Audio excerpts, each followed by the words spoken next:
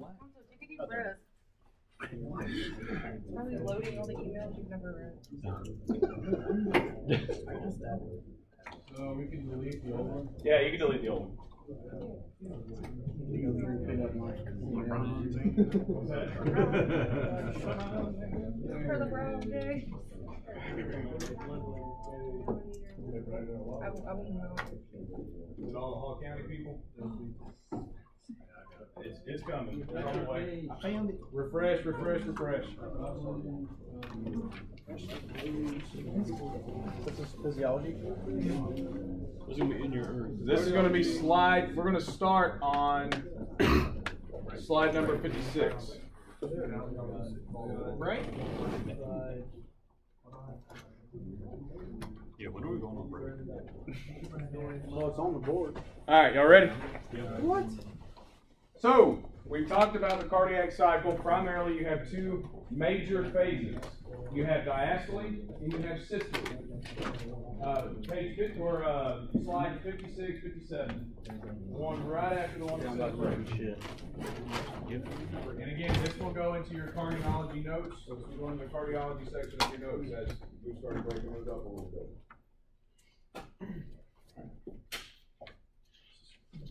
All right. So we know that the heart will function as a unit. Whenever both ventricles contract, we have valves that shut. We have the mitral and the tricuspid valves will actually close so that blood can only go in one direction. It can go to the pulmonary semilunar valves and it can go into the aortic valve. So I put a couple of pictures in here for that as well. So if you have atrial contraction, that's just a little bit of atrial kick that sends blood down into the ventricles, past the mitral, or past the tricuspid and the mitral valves. It will go through, the ventricles will stretch, and then the ventricles will contract. Upon that contraction, which valves shut? Good. Bicuspid and tricuspid valves will shut. The interventricular, or the valves that separate the chambers shut so that the blood can go in the direction that they're supposed to go after they leave the ventricles. So the pulmonic and aortic valves, are they opened or closed during diastole? Closed. Good, because we don't want blood coming back. There shouldn't be any backflow of blood at that point. So technically, diastole is the beginning of the cardiac cycle. We think about systole because we've always, just through life, we've been trained to look at systolic blood pressure. Through training in EMS, we've been trained to look at systolic blood pressure. So we think that that's the initial, that is the first onset, or that's the beginning of the cardiac cycle. But technically, the filling of the chambers is the beginning of the cardiac cycle. Because in order to have the stretch, you have to have the preload. And in order to have that stroke volume, you have to have cardiac excitability and contractility. So you guys are going to recognize this chart coming up, and we'll talk about it a little more. But diastole is the period of time whenever the myocardium is relaxed, coronary filling is being achieved, and also the sodium-potassium pump is working. So the sodium-potassium pump, so technically this is going to be phase 4. Today we're going to talk about, there are technically 5 phases, but you have phases 0, 1, 2, 3, and 4. So we will we'll give a title to each phase in the electrolytes and what happens. So at phase 4, or the resting potential, is where the sodium-potassium pump is working to move things in and out. So sodium is supposed to be out, potassium is supposed to be in. So the pump is kicked in, it's starting to do that. And then we receive a stimulus from the conductive myocytes, and that tells the contractile myocytes, all right, open the sodium channels. So we'll talk about that here shortly. But again, remember that ventricular filling occurs passively. So there is nothing technically requiring ATP to have that passive fill of blood until the atria will get that little kick. When the atria kick that little bit, that's the only thing that technically is anything active about that.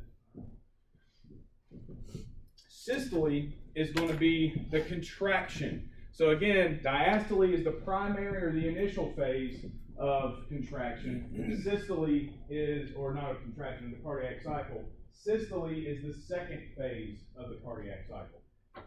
All right? And the contraction is what we are considering systole. So again, I want you to try to be able to get to the point where you can close like easily. If I say which valves open and close, you can easily think about that. Because that's not something we really work on in EMT school, right? EMT school, we talk about the flow of blood through the heart. We talk about where it goes, where it comes from, so on and so forth. But now we need to be thinking about concepts that are valvular. We need to think about when the ventricles contract, which valves close. The bicuspid and tricuspid valves will close so that the other valves can open up and we can send it into the circulation. Conversely, whenever diastole happens, the semilunar valves, the pulmonary semilunar valve and the aortic valve will shut. And if you have a hard time thinking about it, if it confuses you, think about this. When do the coronary arteries fill? Diastole. So if that aortic semilunar valve was open, would the coronary arteries be able to fill on diastole, or would the blood just go right past it? So just remember that. If you have a hard time remembering which one shuts upon systole, and then which ones shut upon diastole. But that is important when we start talking further on down the line, probably this summer when we talk about wedge pressures, and we talk about aortic balloon pumps and things like that. And we start actually looking at arc lines and learning how to read them. So we will move on. So as it says, the atria will contract first, and they push about 30% of the blood volume into the ventricles. And that 30%, that last little push, that little kick off the edge, is where that's enough for it to contract, or excuse me, to expand so that it can contract. So the atrial kick is represented on your EKG as the P wave. And we're going to learn about the basics of EKG today. We're not going to be diagnosing a ton of rhythms. Everything is going to be sinus today. We're not doing any heart blocks or anything ridiculous. So, atrial systole, or atrial kick, is relatively quick. We're talking about less than, in a healthy rhythm or a healthy heart, less than 0.2 milliseconds. So, in between 0.08 and 0.2. But if you have, or 0.12 and 0.2. So very, very fast. That's a very quick little bit of push to fill the ventricles with blood, and then they contract. All right. So as we've talked about before, systole, we will push blood into the aorta and into the pulmonary arteries. Those larger arteries have the ability to do what? Expand and then contract. So they have that contractile property just like the ventricles do, and then they shoot blood everywhere it's supposed to go. Also, during systole, the mitral and tricuspid valves will close. This is supposed to prevent the backflow of blood into the atria, either side. Because again, if you have appendages on both sides, but primarily the left atrial appendage, you want to think about that, and you want to think about ejection fraction, which is what we'll talk about here in a second. So when we talk about ejection fraction, you will hear that in the unit. Maybe you have some family members who are heart failure patients. You'll hear it in CCU or Ronnie Green Center. Ejection fraction. So approximately 2/3 of the blood that is contained at the end of diastole. So when we talk about the end of diastole, we're at so it's filling, pause. That's where we are, because it's about to, boom, it's about to contract. So at the very end of diastole, about 2/3 of that blood, on average, is what gets ejected from the ventricles. So that is why a normal ejection fraction is from 60 to 70%. So that's all ejection fraction is. And the reason that we measure that is to determine, we don't measure it on the truck, but it gets measured in pathology because we determine how effective are the ventricles contracting. So that's the example that I always tell everybody. A perfectly healthy patient, Michael Phelps, he has an ejection fraction probably of 70, but it's not going to get any higher than that because, again, the ventricles can only stretch so far and contract so hard. Why is it that diastole is reported as the number on the bottom? I have no idea. Makes sense for it to be on top of it, the primary. But, so the amount of blood, so the fraction of the blood, so don't confuse these two principles between ejection fraction and stroke volume. Ejection fraction is the percentage of blood ejected from the left ventricle at the end of diastole. Stroke volume is the amount of blood ejected in one single beat. So that's how we determine our cardiac output. You have your stroke volume, which is how many milliliters of blood exits the ventricle, and then you multiply that by your heart rate, however many beats you have in 1 minute, to get your overall cardiac output. So the amount of blood, however many mLs, leave the ventricle in 1 beat. That is ejection fraction, or that is stroke volume. Ejection fraction is the percentage of blood that leaves and does not stay in the ventricle. All right, so does that make sense? They're tied together. It sounds like one's just a percentage. You can correct me if that's wrong, but it sounds like one's just a percentage, whereas the other is just a measurement in milliliters. It is. That's exactly correct. And the stroke volume, or the ejection fraction, is the efficiency of the stroke volume. So that's how we evaluate the stroke volume. We look at the ejection fraction with different monitors, with different types of balloon pumps or catheters to determine how much blood is actually leaving. And we can also do echocardiograms. There are a lot of different things that the hospital will use, and then you'll see. All right, so this is a picture I threw in here just to show the opening and closing of the valves. That's it. So if you look at the picture here, these valves are open and the ventricles are filling. But if you look at your pulmonary valve and your aortic valve, they are both shut. Conversely, whenever you have a contraction, these two shut because what is pulling the valves open? The papillary muscles, which are connected to the chordae tendineae, right? So as the blood fills, it gets stretched out, so those chordae tendineae are pulling on these valves, pulling them open, pulling them open, pulling them open, and then whenever contraction occurs, they're much closer together, so you don't have that much tension on the chordae tendineae. Does that make sense? So now the blood will go into the pulmonary circuit here, and it will go to the aortic circuit there, or to the system. All right. So that is the primary takeaway from these past few slides, other than the ejection fraction. So preload is defined as end diastolic volume. Those are interchangeable. So if you see EDV somewhere, if you see end diastolic volume on your clinicals coming up, all it's talking about is the preload.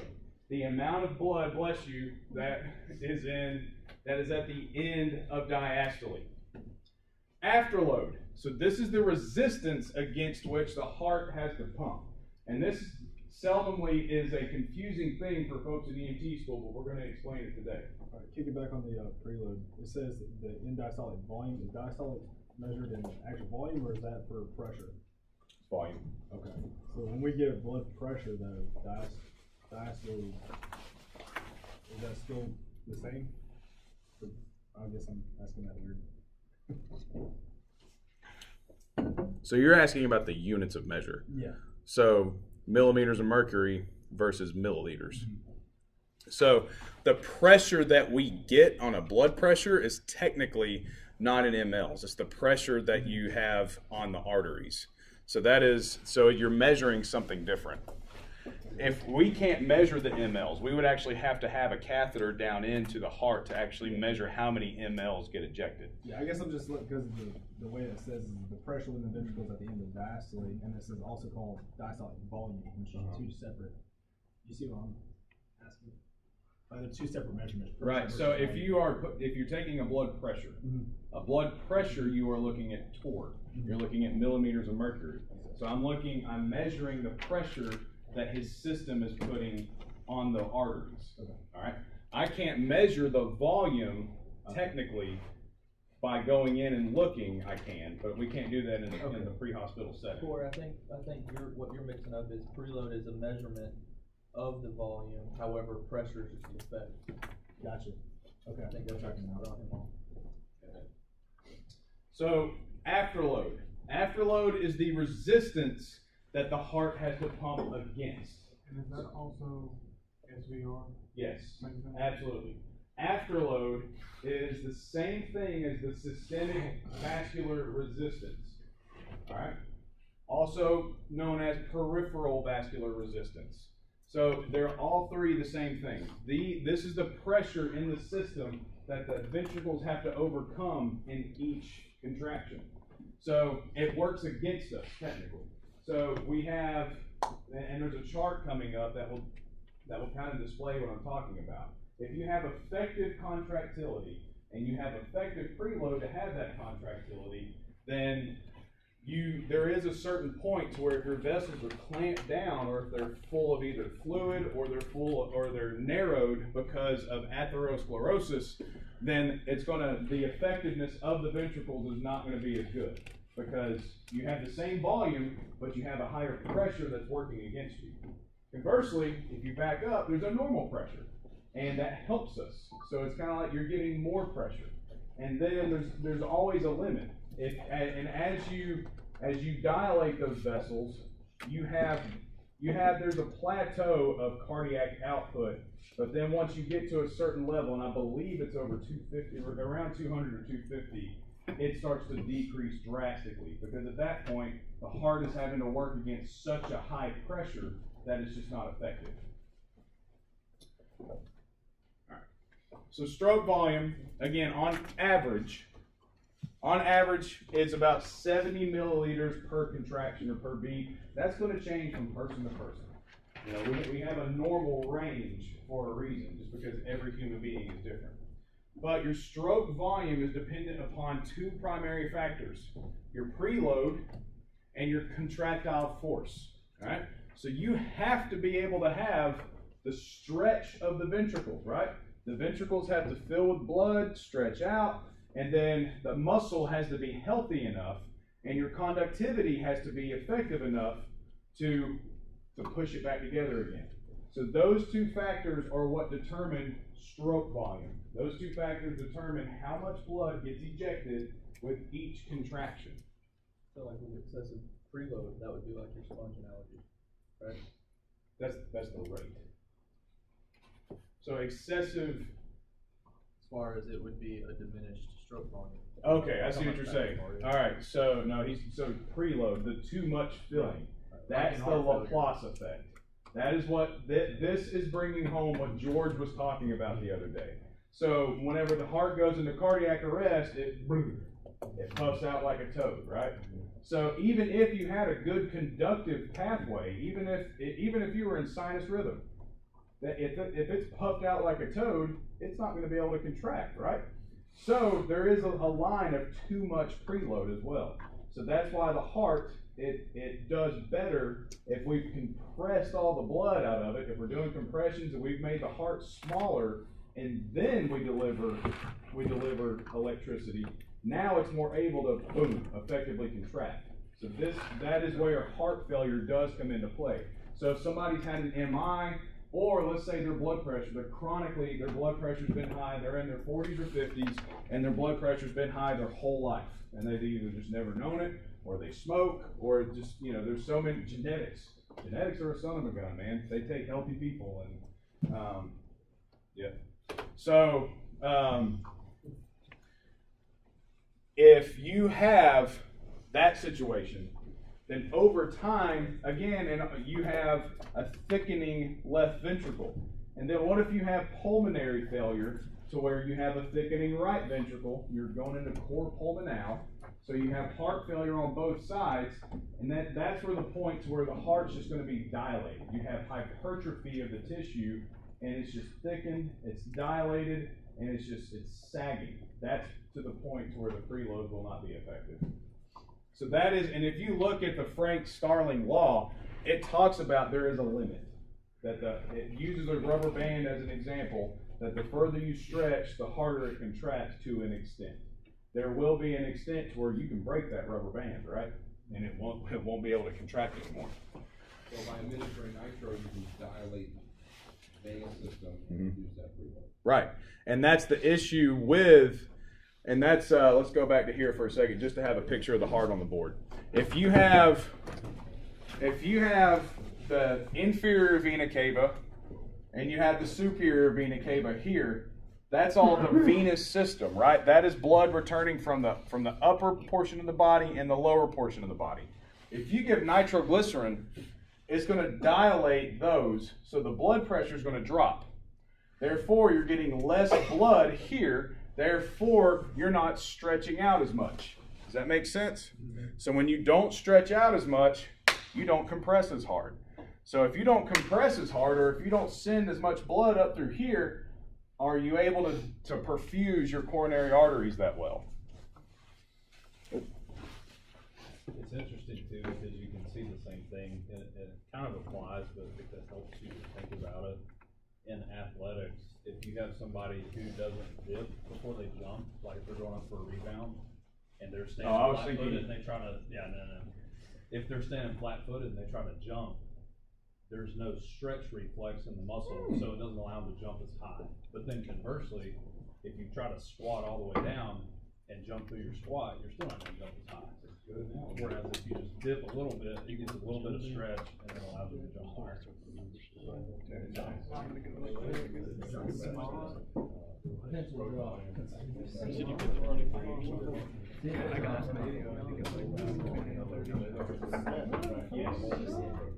It's a line of fitness, right?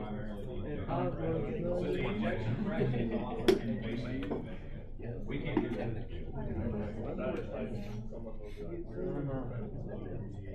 And then look at comorbidities, they look at survival, they look at. All right, so let's keep on going, guys. So in diastolic volume, again, I want you to think about, I want you to visualize the ventricles in diastolic volume. It's all in its name.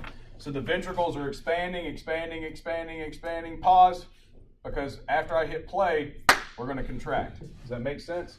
So it is the amount of blood at the end of diastole.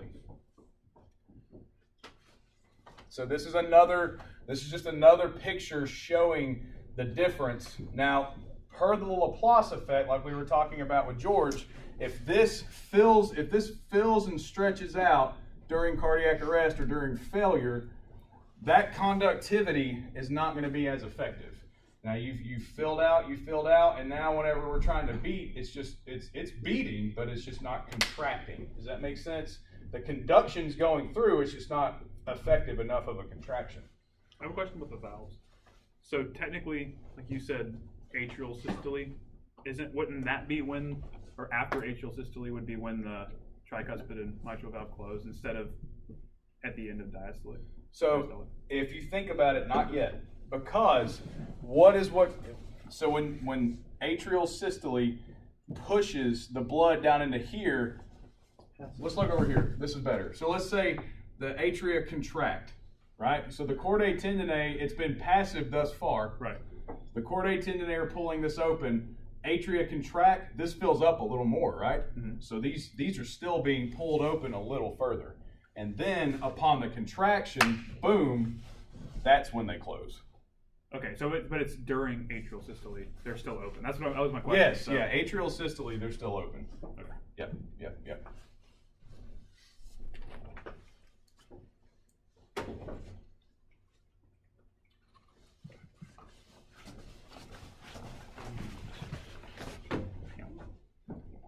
All right.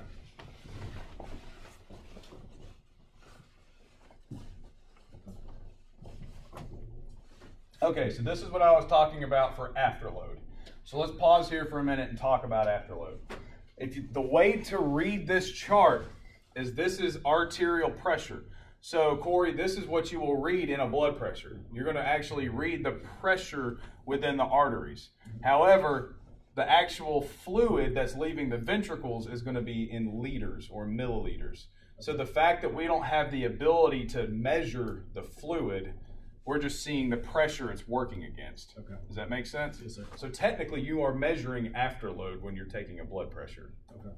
So let's say that, so if you have effective preload, you have effective contractility, and you have effective contraction. So as you can see, at 0 millimeters of mercury of arterial pressure, we're not fighting against any resistance, right? We can eject 5 milliliters of fluid. However, once we get around 200, 210, somewhere around there, it drops off exponentially. It doesn't just slope down, it's an exponential decrease, which means that from 150 to 200, we may see a little bit of a dip, but from 200 to 250, we go down to nothing. Does that make sense? So it's a sharp curve. Once you hit about 200 on that arterial pressure, you are not perfusing anything because you are not at this point. So if we're looking at 200 probably about right here, maybe you're getting about 4 liters per minute out to your system. But as you keep going up, we go up to 250, you're not getting anything. Is that where the risk of stroke comes in for the high blood pressure? Absolutely. Absolutely. Obstructive issue is the heart's inability to perfuse the brain because the pressure is too high. So it's both of those. And that's the issue with strokes, is because it is so multifaceted. So you have to factor in nutrition and the thrombus building up too. So, but yes, that greatly influences it. So it's like pumping an engine. The more pressure you have, the less GPM you have. Yes. Mm-hmm. Yep. So for that stroke example, if that pressure is so high that output is reduced, that's where those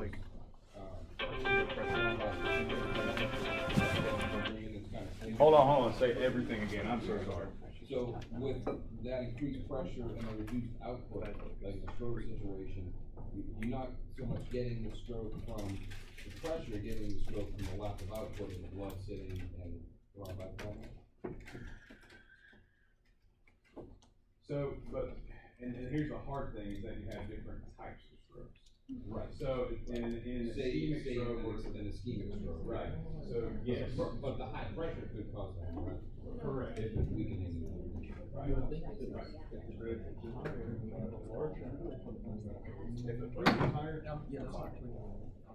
It's just, if you have more pressure, it seems like you have more blast. So with the pressure increase comes the narrowing of the artery. Yeah, it's just like a pressure washer. How does a pressure washer work? When you take the tip off of it, it has no pressure, but when you put a tip in it, you make the hole strong.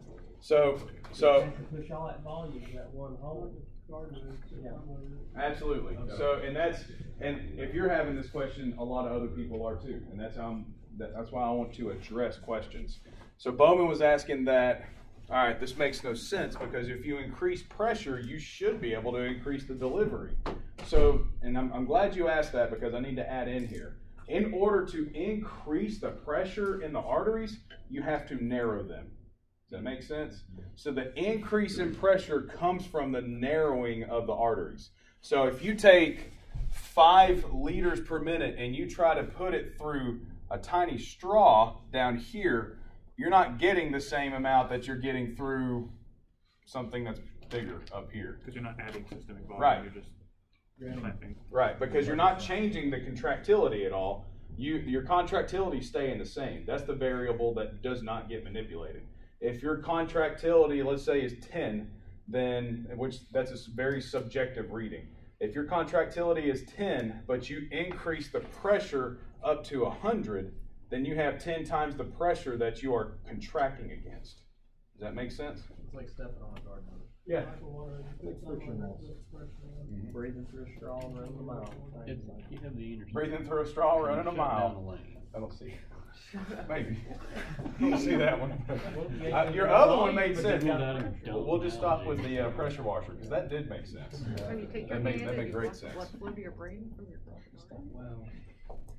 Okay, so let's look at cardiac output.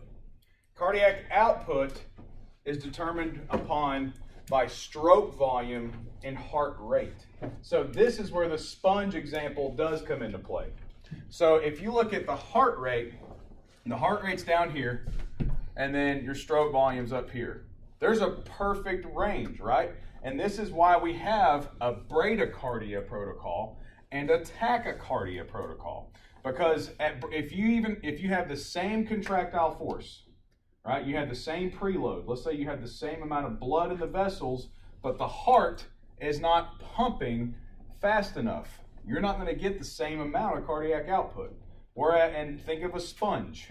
If you're trying to eject fluid from a sponge, and you're trying to fill up a bucket by ejecting that fluid, you're not going to get as much. If you are squeezing the sponge too quickly as it's trying to fill up, you're not having any preload. It's not filling with water. So you're not going to be ejecting anything into the bucket. Does that make sense? So that's why there is a range to where we have effective cardiac output from a heart rate increase. So in what situation does our heart increase for good? Exercise and also compensation during shock, right?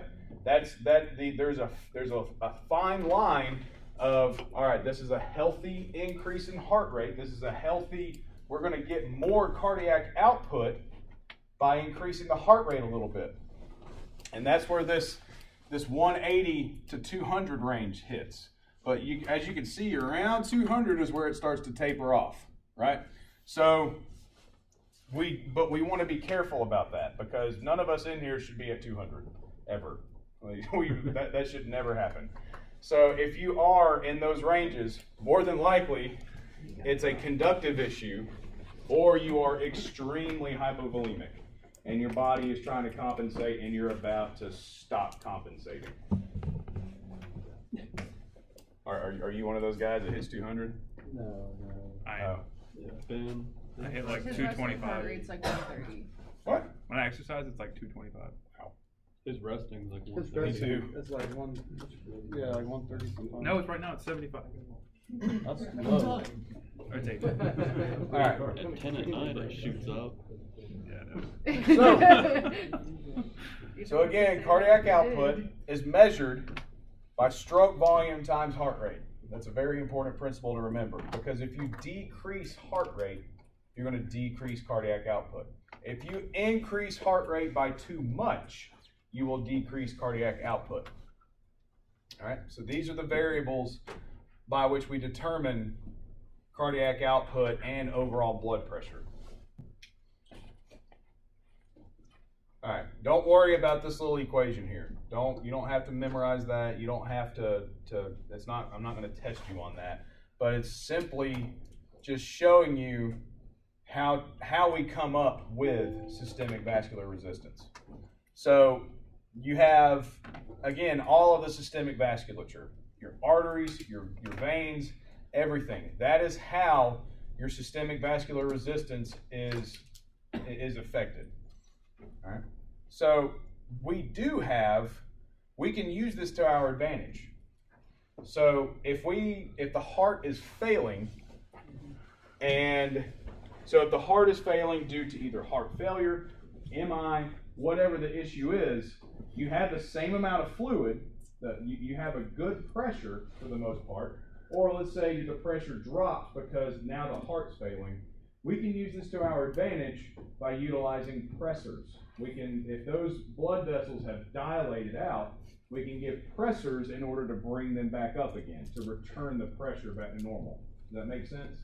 Does that not increase the workload on the heart and make it fail? Not if it's selective. So that's why Levophed it's coming back in style. Because Levophed is primarily alpha 1. So you're going to increase the pressure on the vessels to help what little ejection fraction you have become more effective. So we use systemic vascular resistance to our advantage in cardiogenic shock.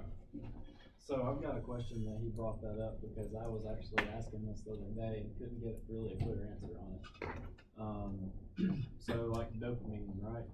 Whatever you're using it for, it has beta and alpha properties. Well, Right. Alpha is higher doses, 10 to 20 nights Correct. per kg. So my question is if you're trying to get those alpha properties, is it like a collective effect and you still get the beta? Yes.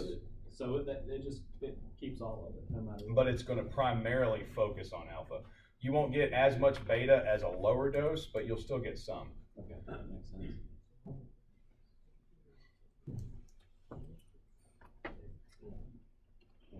All right, so blood pressure, like we were saying, cardiac output times your systemic vascular resistance.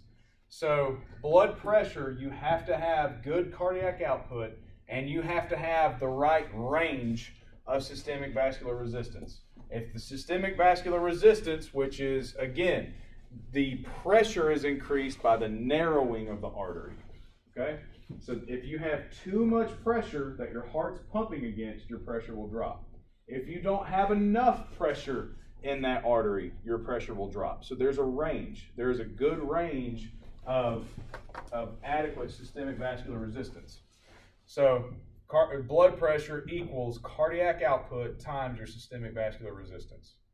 And this is why I showed this to you guys earlier on in patho, because it's going to be an underlying principle that we refer to from here on out. So myocardial contractility, that is, the conduction pathway is intact and the muscle is healthy, right? We haven't had a STEMI, we haven't had death of any kind of tissue, and you have adequate stretch. So those two factors, adequate stretch from adequate volume, right? If our atria are intact, they're able to produce that 30% kick, and we're able to expand the ventricles enough, and the tissue is healthy. The tissue can contract. We have good conduction pathways. We don't have any infarcted tissue. So these two times each other equals a good stroke volume, okay? Now that is the amount of blood that's ejected from the ventricle in each contraction. In order to have a good cardiac output, you have to have an appropriate rate. Because if you have a good stroke volume but the rate's too low, you're not ejecting enough blood. However, if your heart rate is way too fast, if your rate's way too quick, you're not getting good preload. So if this goes down, then this goes down. Does that make sense? So a good stroke volume with an appropriate range of heart rate will lead to a good cardiac output. All right? And with that, cardiac output working with or against systemic vascular resistance. Now, if the systemic vascular resistance is at a healthy range, it will help us. But if it's too high because the narrowing of the arteries, then this will decrease. Does that make sense? Because this is the pressure that our cardiac output is working against. So these two factors times each other will equal blood pressure. Does that make sense? Does everybody feel okay with it?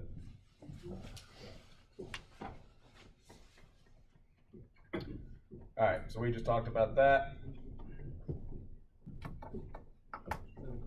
Now, what if somebody is hypovolemic?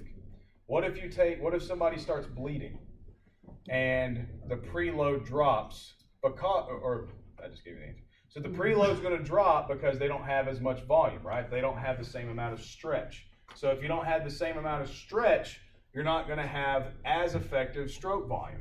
And if their heart rate kicks in, it's going to try to compensate for that. But let's say that they're hypovolemic, so even though their heart rate's kicking in, they're still not getting adequate cardiac output. So it's a nasty chain that can either work for you or against you. And so that's how we get those lower blood pressures on the shock patients that we have. Brandon, So is a compressor decreasing preload or increasing afterload? So technically,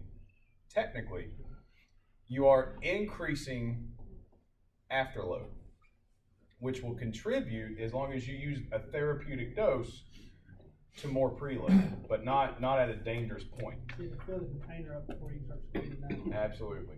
So you still have to have a good volume. And that's what Dr. Kempler was talking about yesterday, saying that as we are becoming more reliant upon vasopressive therapy, we also need to be aware that you can't pump a dry tank. You have to have fluid in the preload in order to make it effective, because you're using vasopressors to get to the brain. That is your goal. You're using vasopressors to clamp down on the arteries to reach neural tissue, to reach renal tissue. That is your goal, ultimately. So if you don't have fluid to do that, if you don't have an adequate blood supply, then you're just clamping down your vessels and you're making your blood pressure drop. Does that make sense? Does it? It all made sense except the last sentence you just said. Even if you have a volume, a fluid issue, seems like still reducing it would not drop the blood pressure. It'll make it worse, because at that point you're pumping the pressure. If you increase the pressure too much and you have a low volume, so if you have a low volume, you're reducing preload, and therefore your stroke volume's dropping, and then your heart rate, whatever at that point, but your stroke volume drops and your cardiac output's down. So if your cardiac output's already down and then you increase your afterload, you're increasing the pressure that you're having to pump against, then it drops even further. Does that make sense? These can and normally do work against each other, but you want them to work with each other to get a good blood pressure. So they are technically opposing forces, but there is a range, just like a pressure washer or a fire truck, to where you can get effective. They can work together to make an effective blood pressure. It's a good example. It really is.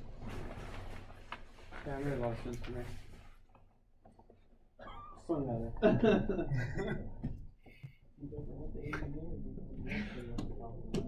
What did you say? If you've ever had the engineer, you know exactly what I'm talking about. Oh yeah.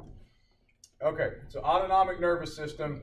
We're going to show some pictures to kind of talk about a little more what we've been talking about this whole time. All right. So we have autonomic regulation of the actual heart rate speeding up or slowing down. However, who conducts the initial impulse for the heart? Myocytes. The myocytes. The cardiac myocytes. There are far less of those than there are contractile myocytes, or conductive myocytes. We have conductive myocytes and contractive or contractile myocytes. The conductive ones will actually create the impulse. The nervous system tells the impulse to speed up or slow down. Does that make sense?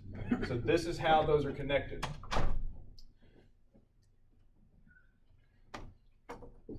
All right, so everybody understands that sympathetic is going to be high stress response, or the initiation because of low volume. If we have low volume, we have baroreceptors that kick in. Where are they located? Good. Carotid bodies in the aorta. Those drop, they make the liver produce what? Angiotensinogen, and then angiotensinogen binds with who? Renin and angiotensinogen turn into what? Angiotensin 1. They go to the lungs and meet who? ACE turns into who? Angiotensin 2 goes to the adrenals, and then we secrete what, and what? Catecholamines. Yeah, come on with it. Epi, norepi, and dopamine.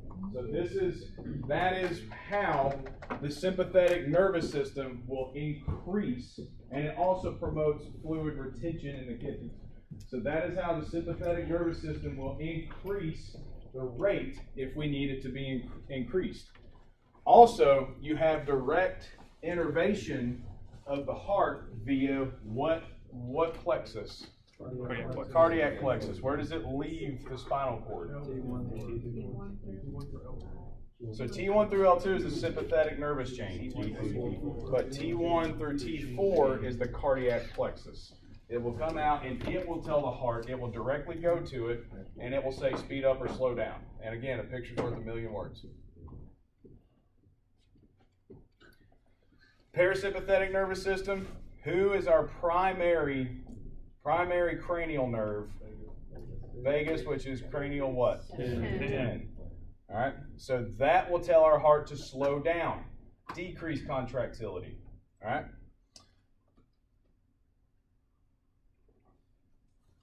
So alpha 1 receptors, what do they do? If they are, yes, they constrict. Beta 1 constrictors, what do they do? Or beta 1 receptors, what do they do if they're innervated? Inotropic. All right. Beta 2, what do they do if they're innervated? Smooth muscle relaxant. Okay.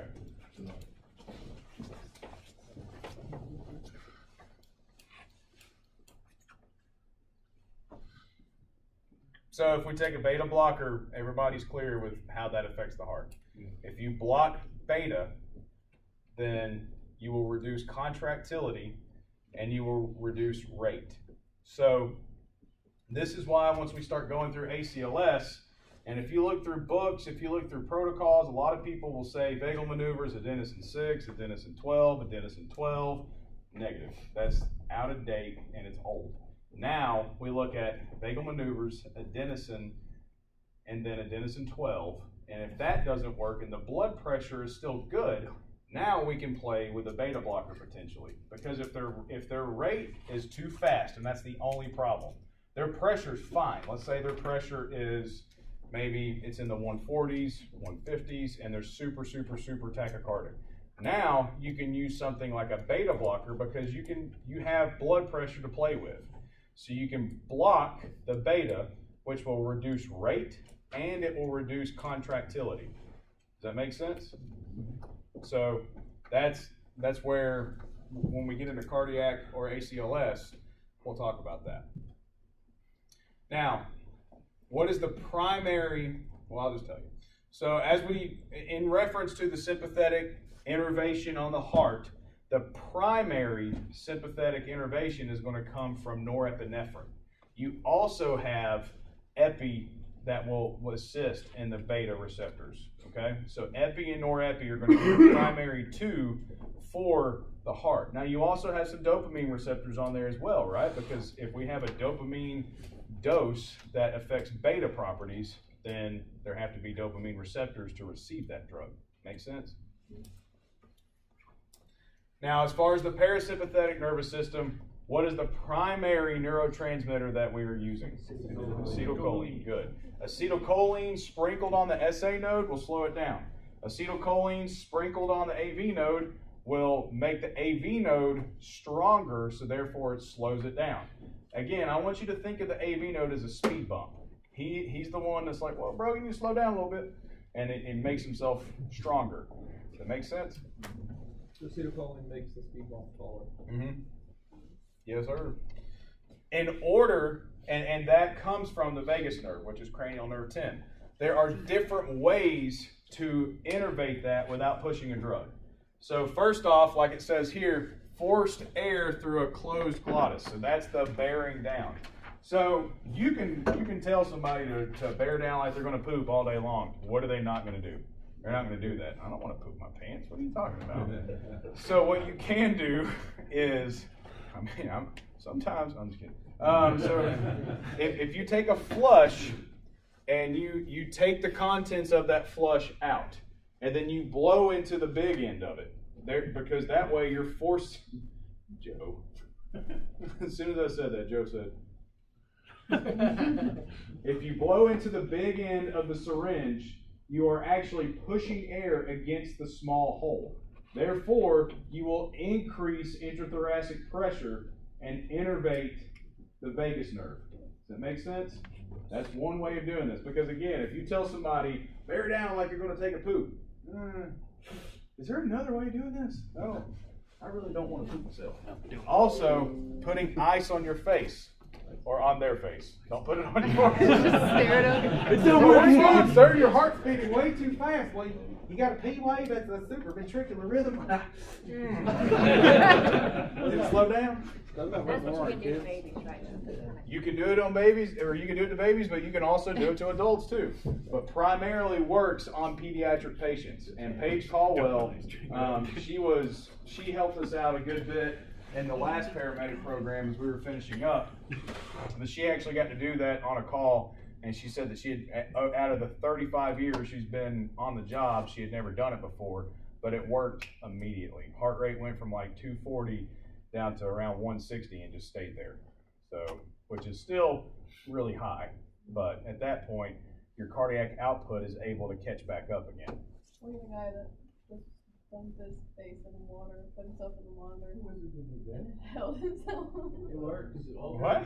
We had a guy that got a cup of ice water and threw it on the patient. Really? He held his own face underwater. Oh. And his heart rate went down to like 30. You get Really? waterboard people and any of that? That's what my old, me and my old paramedic, we tried that once, and his heart rate got down to like 35. So, We do it. now doing that, is that not bad for you? Not if your heart rate is jacked up. If your heart rate's really, really high, you want to innervate the vagus nerve via the mammalian But diving. just like testing it out, What's that? just testing it out, is that not bad? To just sit there and let your heart Yeah, I rate mean, down? he'll pass out, he'll wake back up, and everything will be normal. Hopefully. Just like All right, so let's get back on track. Bring it in. Carotid sinus massage. Do not do this. I had to tell you what it is. I had to teach you about it because you will get tested on this at registry. But if you do that and you dislodge any type of clot and you cause a stroke, then it is what it is. I don't know how often that happens, but all the physicians that trained me in my program said absolutely do not do it. Is it the same with you?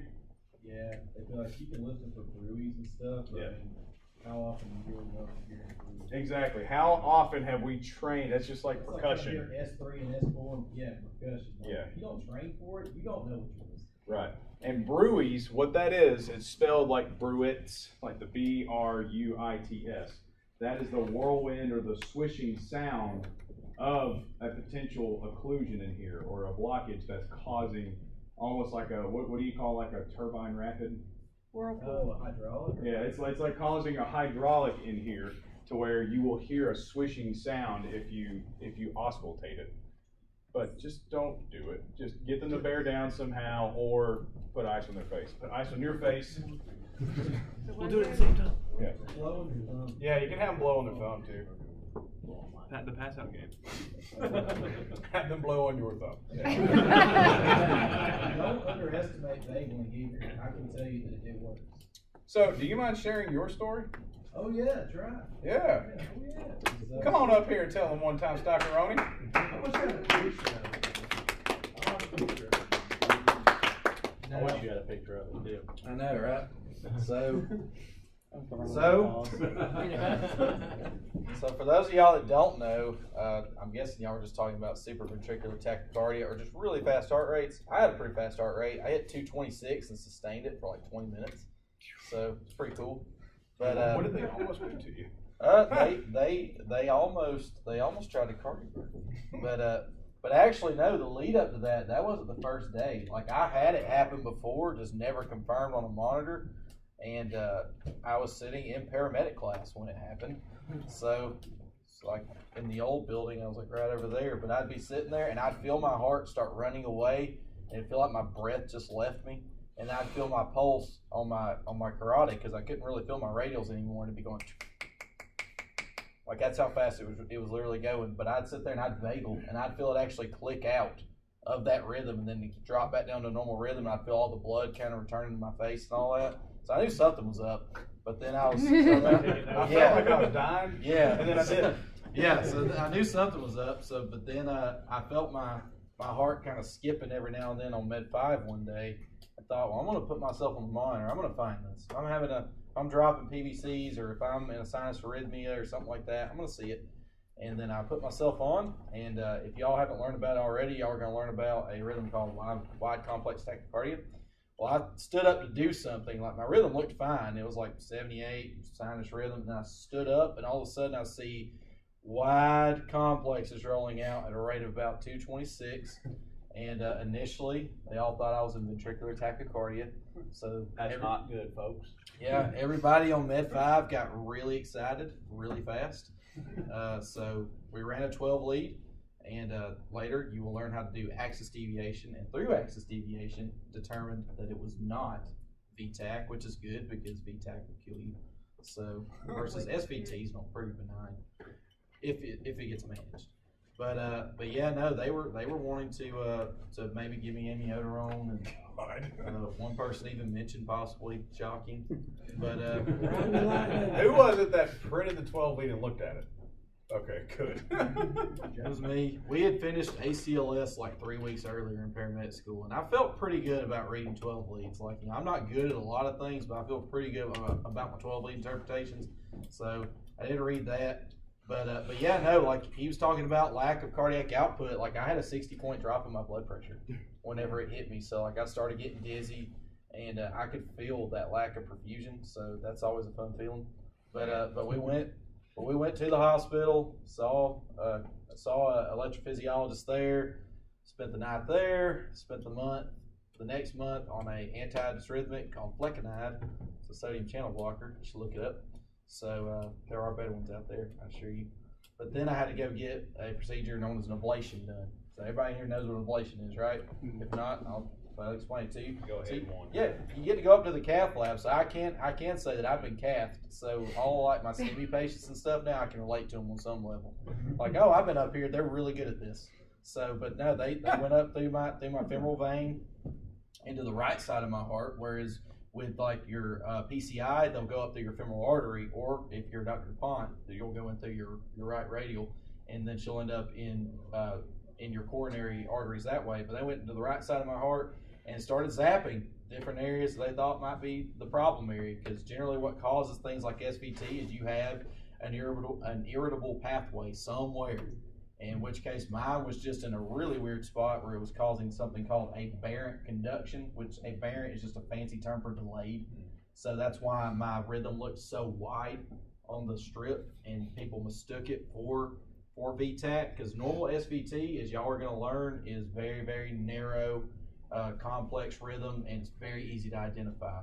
Pretty much if it's going over 160 and it's narrow, you can call it SVT, which will make Jason want to blow the top of his head off. Then you're going to get the bird as a bird yeah, as a bird. Yes, because SVT itself is not a rhythm, is an umbrella term for lots of rhythms. It's either going to be AV nodal tachycardia or AV nodal reentry tachycardia, or maybe dealing with a multifocal atrial tachycardia, or just a really fast AFib. And you will find that if you slow some of these people who are in SVT down, then it turns out they're just in AFib with RVR.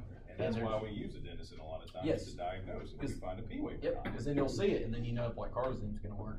So, but no. So they had, what they do with the ablation is they actually try to irritate you and stimulate the rhythm, so to put you in it, see if they can find where it's at, and eventually they found mine. So they actually ended up burning out a lot of tissue. They said if they burned out any more, they're afraid I was going to need a pacemaker. So that's always good to hear whenever they're like, oh, this is a really common procedure. You're probably in there for like an hour. 6 hours later, and they're like, oh, by the way, you're the hardest one we've ever done. Oh, that's good to know. And we're about 90% sure we got it all. I really don't like to hear that. So I'll stay an extra hour to get that other 10%. So well, that's what they told me. They were like, so we're gonna discharge you. You let us know how you feel. If you have any more runs or you think you do, then we'll have you come back and we'll go into the left side. We'll start hitting from over there. That's kind of cool. So, but also, so y'all learn about the ways that you will stop that. You just learn about vagling, and I'm sure if you've been doing the farm notebook, because it's way up there in the alphabet, y'all all know what a denizen is or what that does by now, right? So I got to have a denizen. So again, I can relate to my patients. So, but the way they test to see if the ablation took is they hit you with a denizen. So they want to see if there's any kind of impulse escaping past the AV node. So that'll let them know if there's still an accessory pathway or not. So, and I can't teach you about accessory pathways. Yep. So, and that's generally what is the cause for things like SVT or AV nodal reentry tachycardia, whatever you want to call it. what's causing it. But generally, there's a pathway somewhere where it shouldn't be. I wish we could go back in time, because if they just wanted to get your heart rate to go up, it'd be like Will Smith's the genie. Oh yeah, no, but they turned him blue now. I'm still not optimistic, but he's at least blue, so we're good now.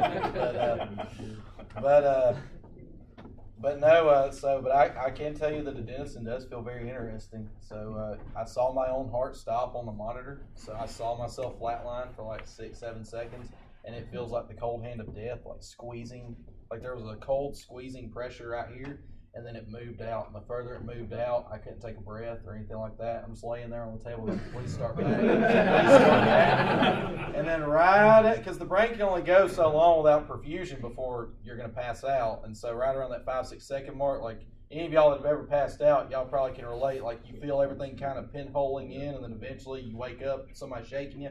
So I'd get to about here, and then I'd come back because my heart would start back, and the blood flow would come back. Yeah, and so they hit me with that 3 times, by the way.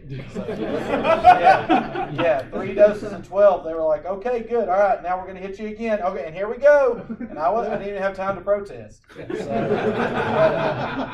and then finally, the funniest one was the third one, because he was like, all right, Stockton, you're being such a trooper. All right, now we're going to hit you again. And it's me again. So I can definitely relate a lot with tachycardias and the treatment of those, because I've had them. So Bohannon can tell you about being cardioverted or cardioverting patients. Oh yeah. Yeah, that was hilarious. You did it again. Yeah. No. So I will say this: like seeing cardioverting people is a lot more fun. It is very fun. But the adenosine pretty cool. So we were in the ER during paramedic school, and this little Asian man came in with a super incredibly fast heart rate. I can't remember what it was, well within the 200s, and he was not perfusing well at all. So he was symptomatic. He was altered, and so they were kind of and they still do this from time to time. Once they get to know you guys as students, they're going to step back and let you do stuff. They're going to step back and let you run the show. And so that was what was kind of happening. And so I was managing the guy's airway. I'm getting oxygen on him, getting venous access. Bohannon, I don't know, does anybody know Josh Bohannon? Well, he used to work Hall County. I don't know what he's doing. Jackson now. He's going to Georgia Tech to be an engineer or something. He's too smart for this. Yeah, he's very smart. But anyhow, he's working everything. He's putting the pads on him, and he's just he talks with his hands. He talks real fast, and he's just like, okay, man, just here we go. We're gonna do this, and it's gonna suck a little bit. And the guy's just like, oh, okay.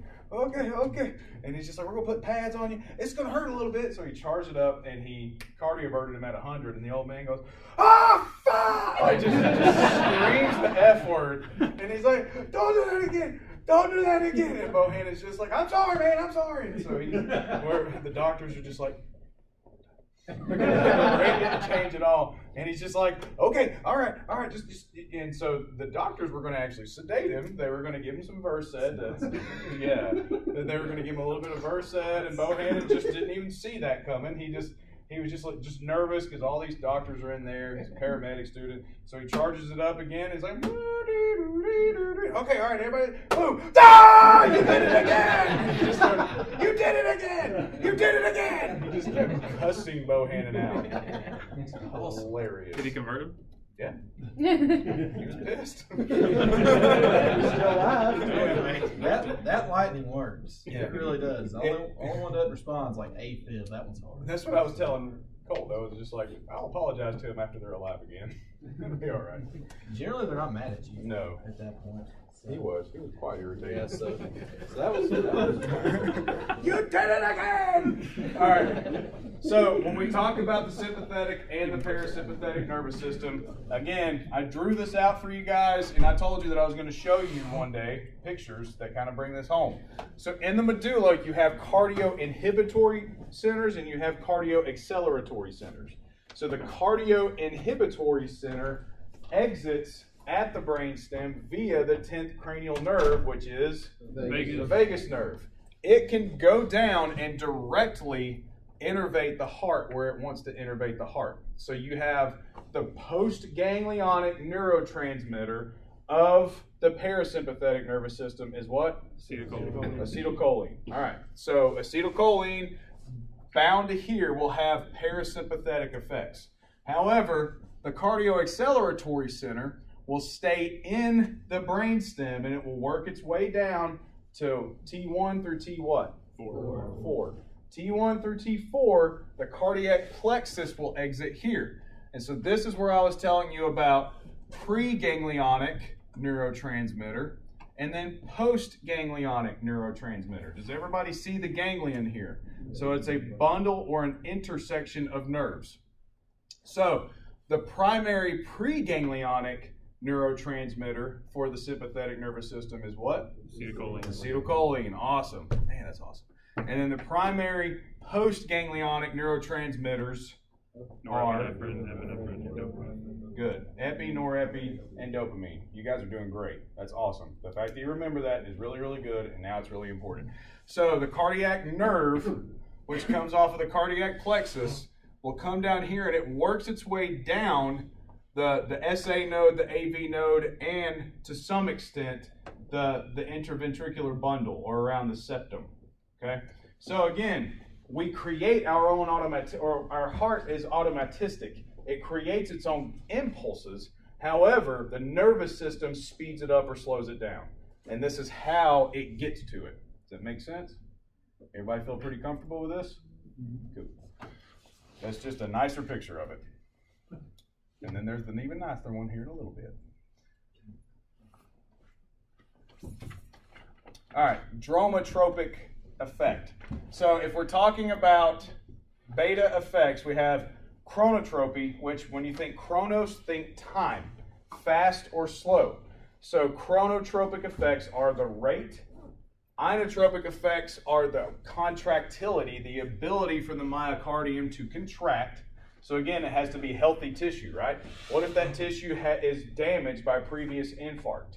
Is that healthy any longer? Negative. So that's what primarily will affect the contractility.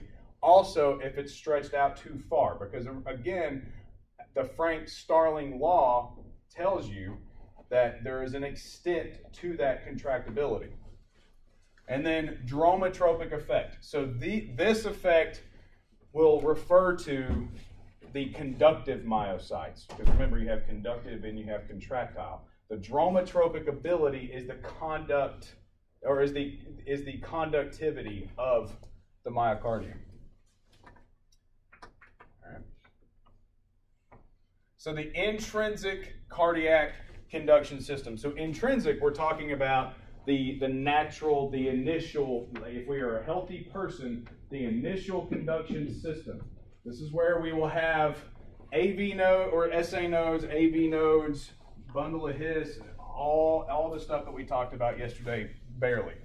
But, so again, we have autorhythmic cells or conductive myocytes. And just as a brief overview of what we went over that day, you have, do those myocytes ever truly have a resting potential? No. They never rest. That's why they are highly irritable. So they go down, what is the threshold for conductive myocytes? Negative 40. Negative 40 is the threshold. It can go as low as negative 60 because what leaky channels open? Sodium. The leaky sodium channels will open and get it to negative 40. And then as soon as it hits negative 40, who floods the cell? Calcium. We have a rapid influx of calcium, spikes up, and then what was that? Potassium channels open and potassium enters or leaves? Leaves. That's how, because if the calcium closes and the potassium starts leaving, that's how we get our downslope. You guys remember that? Yeah. Cool. And then sodium potassium pump starts working around there, once we go below negative 40 again, and then the leaky retention of sodium is what causes the non-resting membrane potential. It never rests. It's always leaking a little bit. All right, so here we go. This is exactly what we just talked about. So around negative 40, or we have the leaky sodium channels that are slowly opening. Negative 40, those calcium channels open up and boom, rapid influx of calcium. Calcium shuts off, potassium starts leaving, and we have a rapid drop. So these are the conductive myocytes. Again, it never rests. We never have a resting potential. Because if we had a resting potential, it would look flat, right? Conversely, so this is what I was telling you about. Now we are going to give official phases. Okay? I'm going to officially, before I just broke it down into steps. Like this is the first thing that happens, this is the second thing that happens. But if you look from text to text to text to your National Registry test, it will ask you about phases of cardiac conduction or the membrane potential. So, at 4 is considered the resting membrane potential. And before I even go any further, I want you to look up here at the very top of this. This is the intracellular fluid, and that is the extracellular fluid. So again, this is really good for visual people because it explains in just arrows and letters. I mean, you're not writing a book here, but this is the tissue of the heart, and that's what's happening outside of the tissue. Does that make sense? Cool. So you have 4, which is you have the sodium potassium pump is working and the membrane is stable. Now, who do we receive a stimulus from? The myocytes, the conductive myocytes, right? We receive a stimulus from the conductive myocytes, and then boom, what opens? The sodium channels. So that is what step 0 is, where calcium causes the rapid boom, depolarization in conductive myocytes. Sodium causes the rapid boom in contractile myocytes. So now you can see if we have a rapid influx of sodium, and that's what causes contraction, what happens when you give a sodium channel blocker? Yes, nowhere near as effective. Nowhere near as effective. And it can't completely block it, but it does affect it greatly. So, phase 0 is you have a rapid depolarization because of the entrance of the sodium cells, or the sodium ions, not cells. All right. At phase 1, at beginning, and it doesn't say plus 30, but typically positive 30 is the peak of the impulse. So at positive 30, those sodium channels are going to shut, and then potassium starts to leave the cell because it wants to bring the membrane back down to normal, right? Well, then about right here at phase 2, calcium channels open. Now, these calcium channels are nowhere near as fast as the others. When I say the others, I'm talking about conductive myocytes. These calcium channels are a lot slower. So that's why you have a plateau, because you have the exit of potassium, but now you have the entrance of calcium. Does that make sense? So that balances. You're losing positive ions, but you're also gaining them. So the membrane is balanced for a brief second. All right? Does that make sense here? Now our calcium channels shut, and what predominates? The exit of potassium. And that's why, second? Yes. So this, when we get to the repolarization, it'll be around here. So when we have the predomination of the calcium channels shutting and the exit of the sodium channels, we get down here to 4, which is where the sodium, around this area here, is where the sodium potassium pump will kick in again and bring us back down to a resting membrane potential. Because all this stuff that just exited, what does it want to do? It wants to come back in, right? Because potassium is the primary intracellular ion. We want it to be inside the myocardium. So we want to bring it back in, so we initiate the sodium potassium pump to push the sodium back out and pull the potassium back in and keep us at resting membrane potential. So if you look up here at the top, that's all this little chart explains for you in just real brief, fast terms. Phase 4, which is the resting potential, we have potassium leaving into the extracellular fluid. And well, actually, it should be the reverse. Phase 0 is the influx of sodium, the rapid depolarization, the rapid influx of sodium into the intracellular fluid. Phase 1, now sodium shuts off. Phase 1 is where potassium starts to leave. And now to balance out, if calcium never came in, we would just go, right? But calcium comes in here at phase 2, so you still have an exit of potassium, but it balances because you have an entrance of calcium. So they balance here for a minute until the calcium shuts off and the exit of potassium predominates. And now you are bringing the sodium back in the cell, the potassium back into the cell via the sodium-potassium pump, all right? That's all this is explaining here. So we go back to that real quick. So phase 4, the potassium's entering, not leaving. Correct. Yeah, that's why I said Okay. that's incorrect. The phase 4, because you had the sodium-potassium pump bringing everything back to a resting membrane potential. Everything is swapping in and out the way it should be.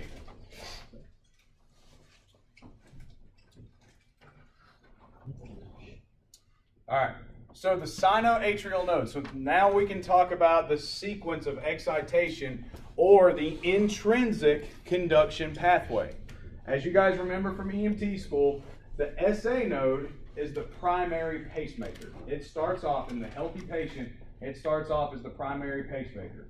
We have a rate of 60 to 100. All right? That is considered the normal rate for the SA node. And it can receive direct, it can be accelerated or inhibited directly from the autonomic nervous system. Those peripheral nerves that come down, it can be directly sped up or slowed down.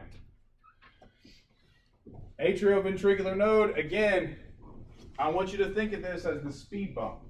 But in the absence of the SA node, let's say the SA node shuts down and the AV node takes over, the rate, the intrinsic rate of the AV node is 40 to 60. All right? But its primary job is to have a delay in conduction. It delays it about 0.1 second so that we can organize it. So it serves as a speed bump, and also it brings it in. So if in atrial fibrillation, I want you to think about this. If atrial fibrillation is defined by excitation or excitable impulses that aren't supposed to be excitable, right? They're just, the atria are just quivering. You have impulses occurring that shouldn't be occurring. Well, the ventricles, and this is why you have an irregular, you never really have that atrial kick. You never have an organized atrial conduction.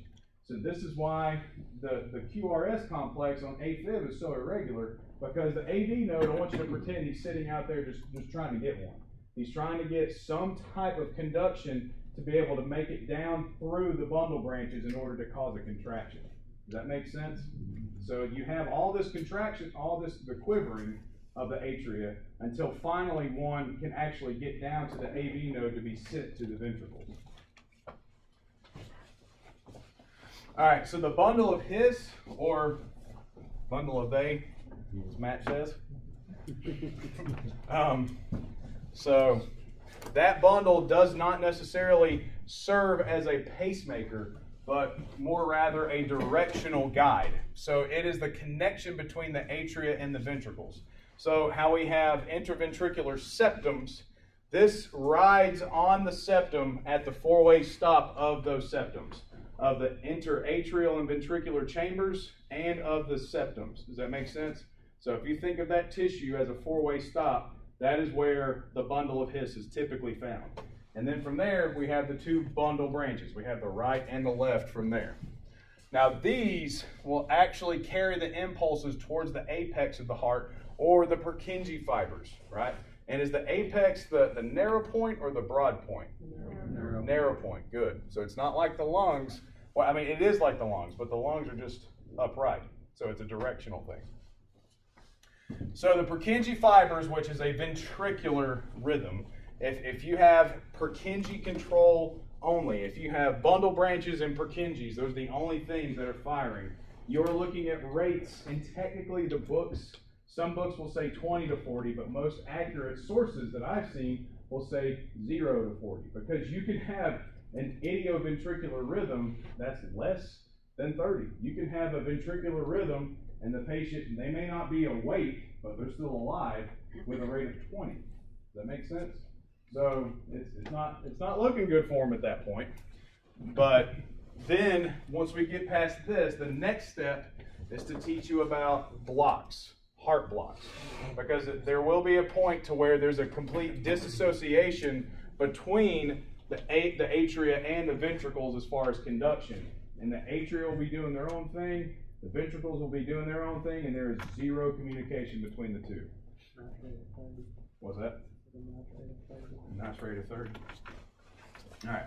So this is just a visualization of those internodal pathways. So again, the SA node is primarily going to be up here, and this is the problem. This is a nice depiction of the ventricular system, but it's actually inaccurate in reference to the atrial system. I want to teach you about Bachmann's bundle. Okay. So what we'll do here, though, is I want to show that the SA node can be innervated and can be sped up or slowed down by both the sympathetic and parasympathetic via those peripheral nerve fibers. So it will send an impulse here to the AV node, which again, it's more of like a traffic director or a speed bump. It will take the impulse and cause a delay in conduction and direct it to the bundle. Here's the bundle. It goes down the bundle branches. And we also, something else that this does not show is the posterior bundles or the posterior nerve fibers of the left bundle. All right, so you actually have the left bundle here and you have nerve fibers that go around the back. Does that make sense? That way you have a stronger contraction. And then the Purkinje fibers all through here will cause that ventricular contraction. Now, before we move any further, I just want you to go ahead and accept one thing about EKGs, okay? All you are looking at is the direction of electricity, okay? That you are looking at the speed and the direction that the electricity is flowing. So if you are going towards a positive lead, you will have an inflection.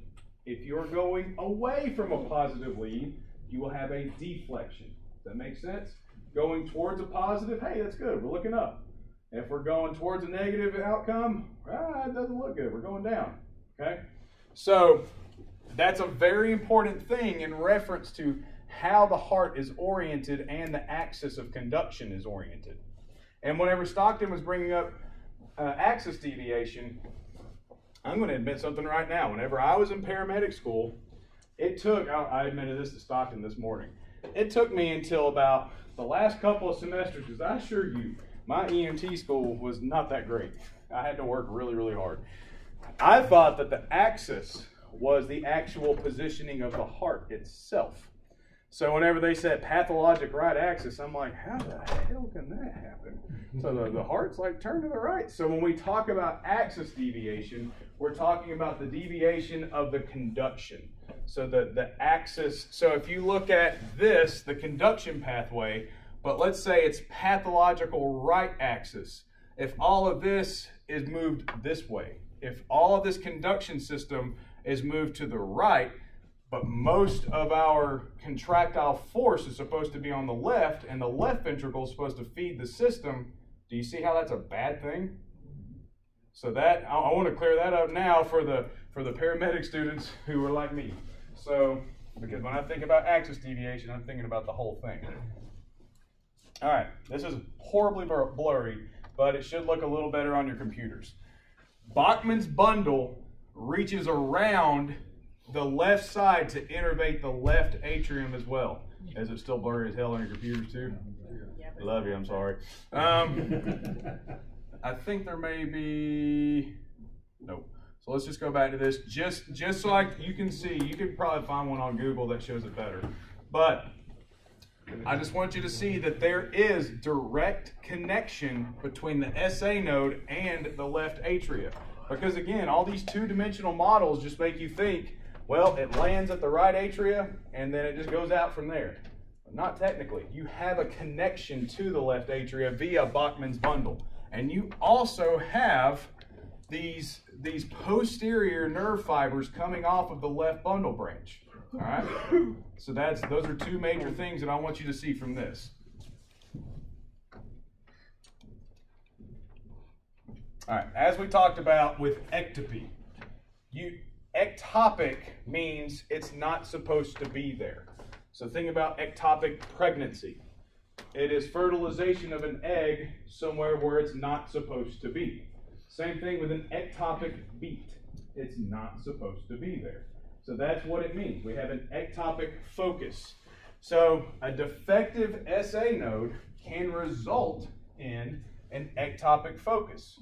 And it could potentially cause a re-entry pathway, which is what Stockton was talking about. If you have a re-entry pathway that's way too fast, that can kick in SVT or any of those AV nodal re-entry tachycardias. Or let's say that the ectopic focus is nowhere near and it causes atrial fibrillation. You have ectopy all over the place and it's completely unorganized and your atria are just quivering. So that's a different type of ectopy. Does that make sense? So ectopy just means it's coming from where it's not supposed to be. A defective AV node, that is where you start getting into heart blocks. So if you have a patient who their SA node doesn't work anymore, potentially an AFib patient, or if they're just working in a junctional rhythm, if they are completely junctional all the time, which means that their body can compensate for the lack of that atrial perfusion or the atrial kick for a certain amount of time. Once they start getting older, however, they're going to need some of that atrial kick, and it's not going to be there because they've been in a junctional rhythm all their life. So at that point, you may have a defective AV node, which again, what does that AV node do? It's a speed bump, and what else does it do?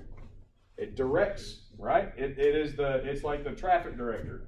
You go that way, you go that way, you go that way. You take out that traffic guy, what happens? Chaos. Everybody starts trying to pull out of the school, and everybody's trying to do their own thing. Boom, boom, boom, bang, bang, bang. Boom, boom, boom. It's not good. So that is where a complete heart block will come into play. A complete heart block or a third-degree heart block. The atria are doing their thing, not paying attention. Ventricles are doing their thing. They don't care. They're just firing off. Those conductive myocytes are just, I'm going to do whatever the hell I want. And you have two different types of contractions that are not synced. They're not synced together. That's one type of heart block. You have 4 different kinds that we're going to go over, but that is what happens whenever you have malfunction of the AV node. Those rhythms are not perfusible. You are not hitting tissue with the blood during those rhythms. All right. Time is it? Time to take a break.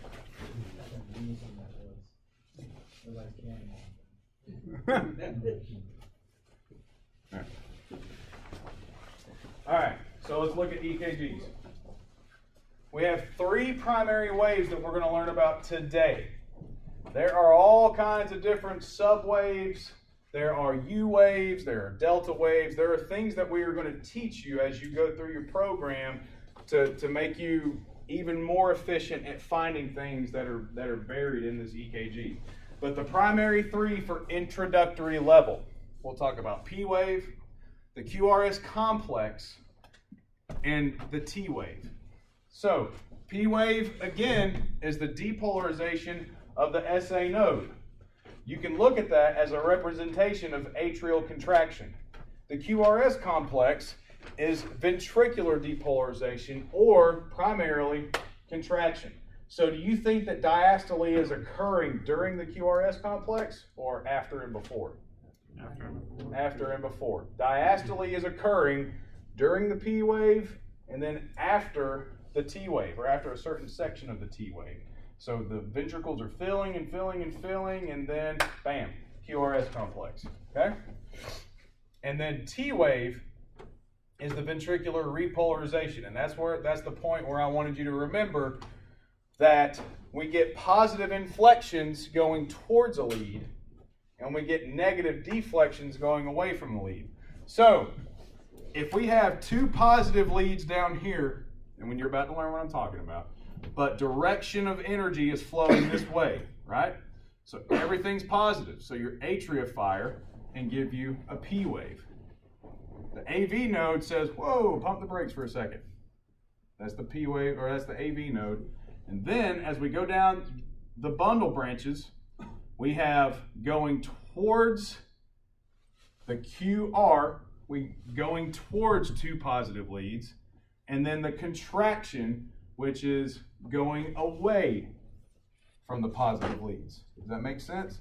So the RS is going to be going this way because you have part of a positive lead, but primarily 2 negatives and a negative here. So you're going away from positive leads. Now, the repolarization is the sodium potassium pump dealing with 2 positive ions? Absolutely. So that is why you have repolarization, because as these ventricles are doing the sodium potassium pump, it's technically a positive process, and that's what happens with the T wave. The T wave is resetting with positive ions, and you are moving towards positive direction. So again, we'll just do this one. So the P wave is the SA node in the atria firing and having contraction, going towards a positive lead. AV node is a pause. It's kind of pumping the brakes a little bit to organize the conduction. The QRS complex, so the Q and the R, and then the RS is going that way. Now, one question is, well, if we see ventricular repolarization, why don't we see atrial repolarization? Yes, it is occurring on the EKG. It is occurring back here. So you would see atrial depolarization if you didn't have ventricles. So that's what's happening here. Does that make sense? It's just buried in and it's hidden. What's between the S and the baseline? Why is that positively deflected from the S to the baseline? Like, I get that the QR is moving down and that the RS is as it's coming up the ventricles, but what's coming between the S and the baseline before the T wave? It's because you are moving. You talking about this little slope right here? Yeah. Is that one? It's just the balance of the membrane potential. So it's at an absolute refractory period where that's where you cannot receive another impulse. So that is where everything's kind of in a pause state because it just contracted and now it's starting to repolarize again. You're talking about after the RS? Yeah, he's talking about this right here. And that's one of those waves that we will dig into here in a little bit. Again, I just want to focus on the 3 primary complexes today. That's all good. We will talk about that.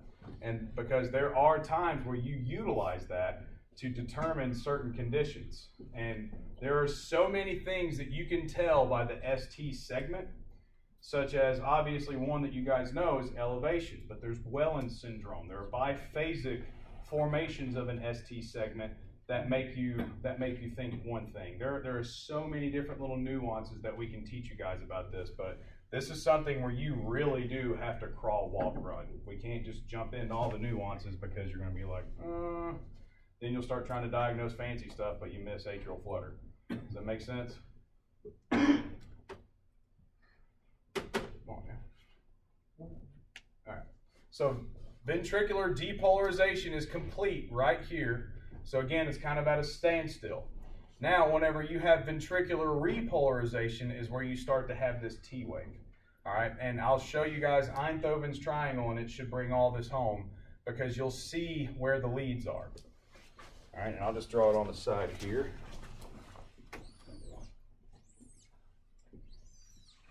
So again, positive, positive, negative, positive, negative, negative.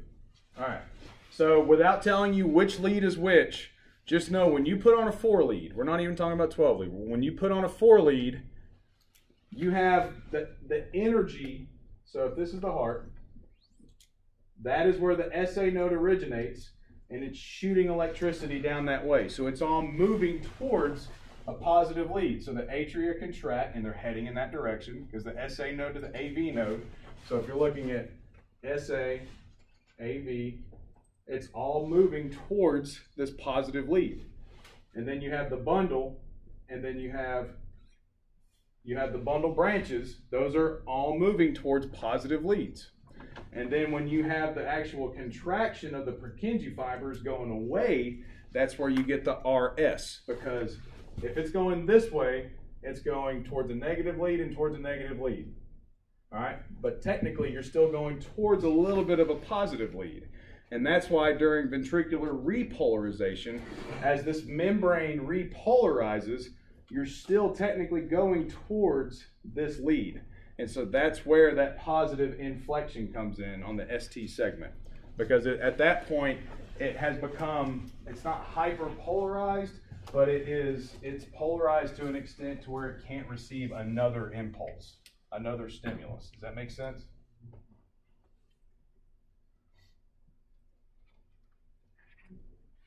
We talked about that already.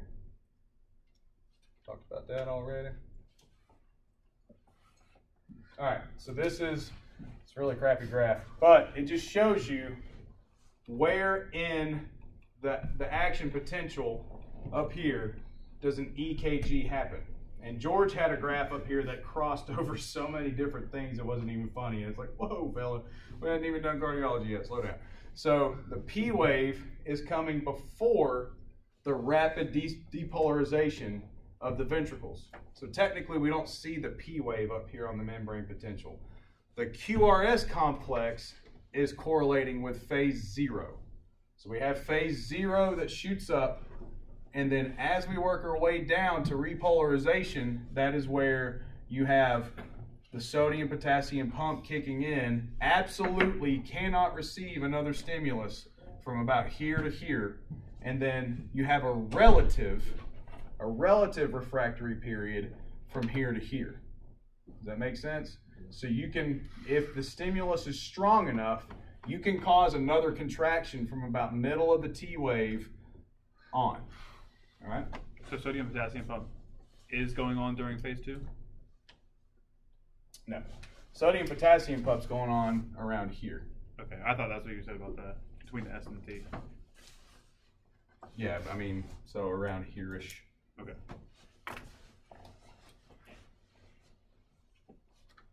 All right, so as I've already kind of talked about with the positive and negative impulses, you have things that can manipulate the EKG a little bit and cause what's called an artifact. Things, and that's one thing to keep in mind. If you, and a lot of people, is anybody in here, I mean, everybody in here for the most part ran a STEMI. You have seen the pain that a patient with chest pain is actually having. It's excruciating. What are they doing? They're not sitting still. They will not sit still. So if you have those leads on their arms, what are they potentially doing? Oh my gosh. Oh man. But technically, per the textbook, where are we supposed to put them? They're called limb leads, right? So, and this comes into a stylistic thing of, if you can get them to sit still long enough and you can put them on the limbs, that's great. But where do a lot of times you see them put? On the trunk, right? And that is my logic behind putting them on the trunk. If I'm on the truck, that's where I put them. I put them on the trunk, especially if it's a cardiovascular problem and they're moving around a lot. I put them there. Stockton, what do you think? Oh, I'm all about that. Okay, sweet. Create a lot more problems trying to get them on the calves and on the wrist. Mm-hmm. You're gonna get the same readout because again, it's like you just think about them like cameras. You're putting them far out on the limbs. That's just like going way out with a camera. Mm-hmm. Your field of vision's much bigger, but it's much less defined. Yep. We get in closer. Yeah, maybe my frame isn't as wide, but what I am seeing, sharp. Yep. And if they're moving their arms, you will see artifact. A lot of the monitors, if not all the monitors that are being produced now, they have grounds and they have the capability to block out the disruption in voltage from the lights in the back of the ambulance, and a lot of them have the ability to stabilize even on a moving ambulance. So artifact is the manipulation of the baseline based upon movement of the leads. Does that make sense? So when you guys are paramedics, you're training a rookie, and you put you got a patient on there that's just kind of falling asleep or whatever, and you shake the leads just for fun, just to mess with the rookie, and they're like, oh my God, they're going into BFAM. So that is artifact. So those limb leads, the placement of those aren't as important as the distances of your 12 leads. Because the closer those are together, the more narrow your vision is, right? So if you spread them out where it's supposed to be, you're going to have a full picture of what you're looking at. Absolutely. And that's why if you do, let's say the patient is not in excruciating pain. If the patient wants to see, like if they're coming in to their general practitioner or if they're just doing a follow-up of some sort, it is good to put them on the limbs at that point. If you can get them to sit still, then you can actually see what's going on. You can actually see a broader picture of what's happening. So, going off those technologies that you talked about with the being able to get rid of the artifact. Right.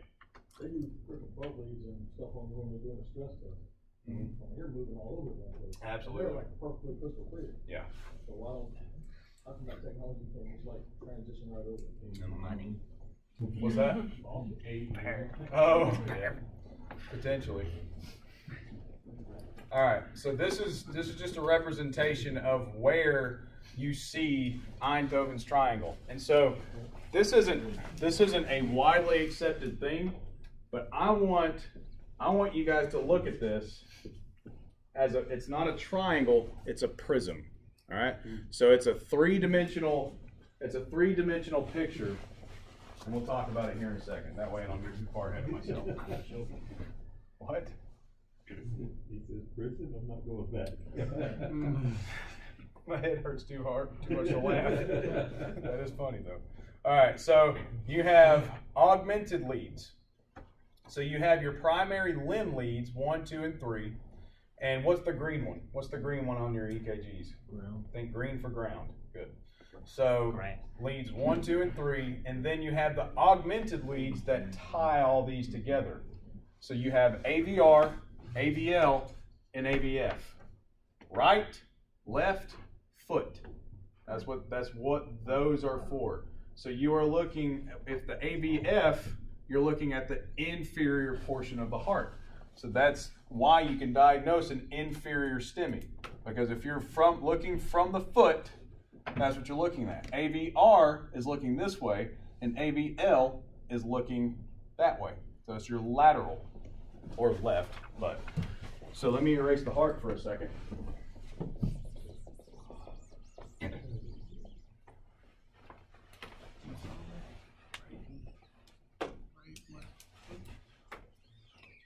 All right, so again, I want you to think about it three-dimensionally.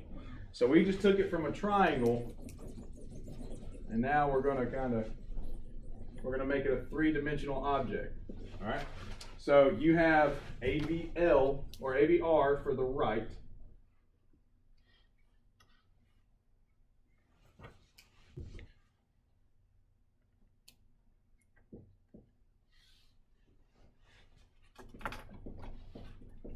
So AVR, AVL, and AVF.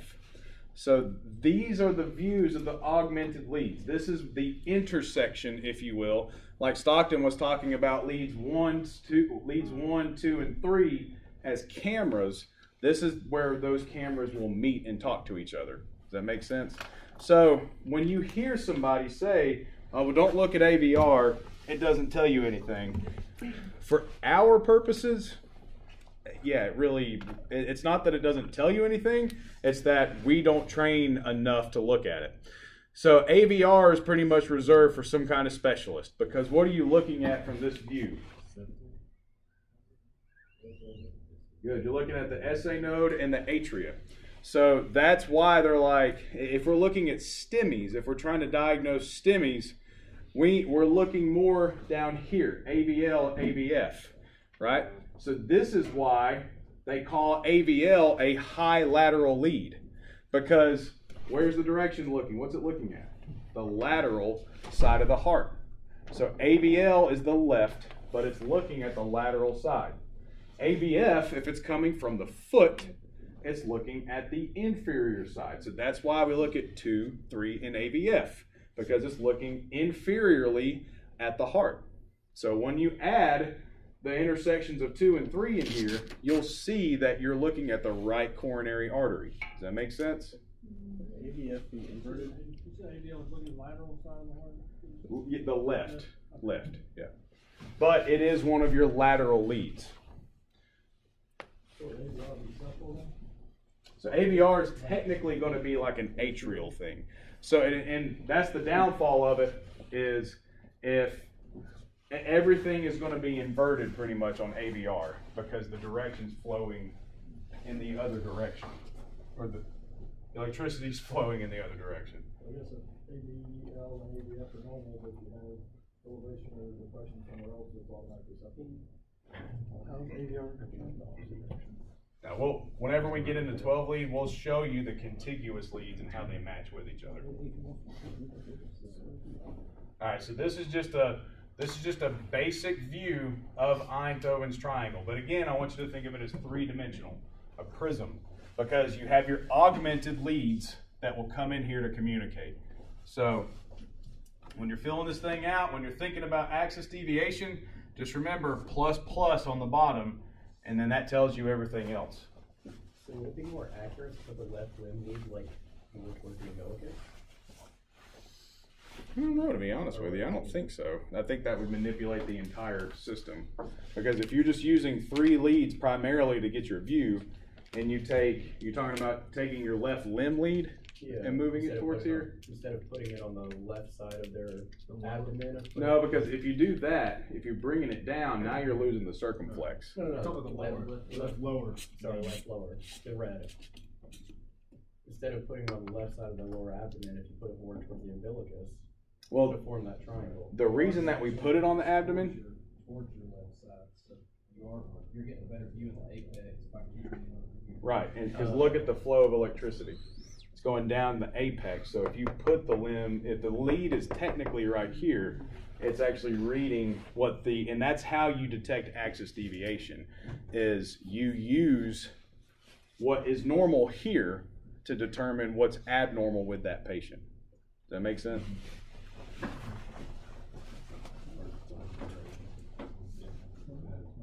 All right, so this slide is strictly just a depiction of what each lead shows you.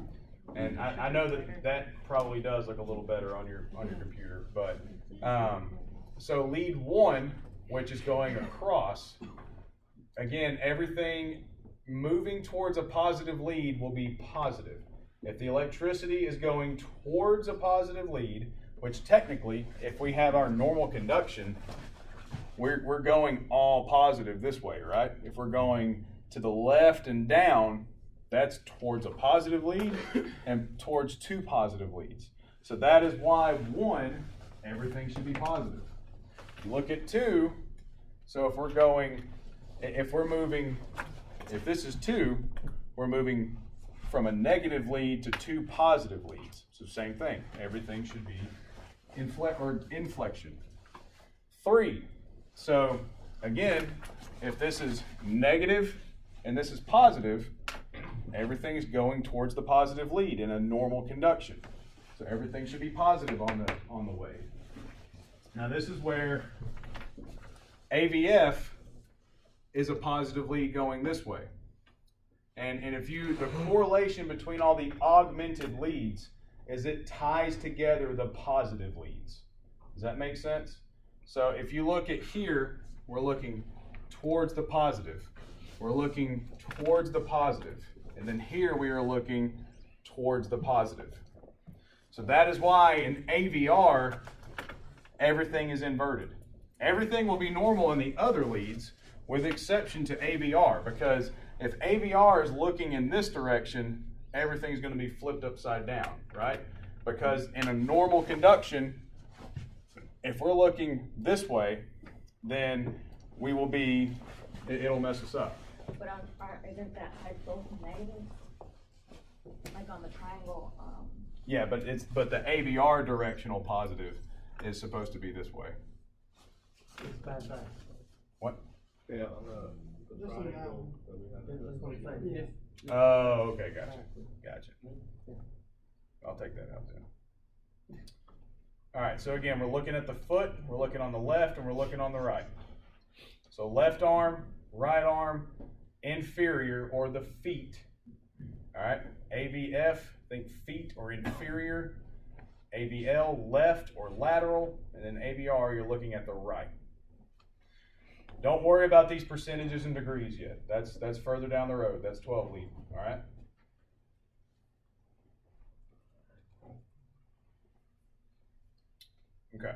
So again, one rule that you always have to remember is that EKGs, we are looking at the direction of an impulse, and we're looking at the time that it's taking to get that point.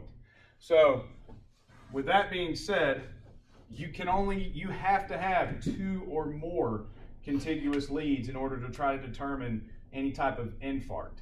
Because that's like saying, all right, well, if I have 12 different views, but I'm only using one, that's not comprehensive enough to diagnose anything. Does that make sense?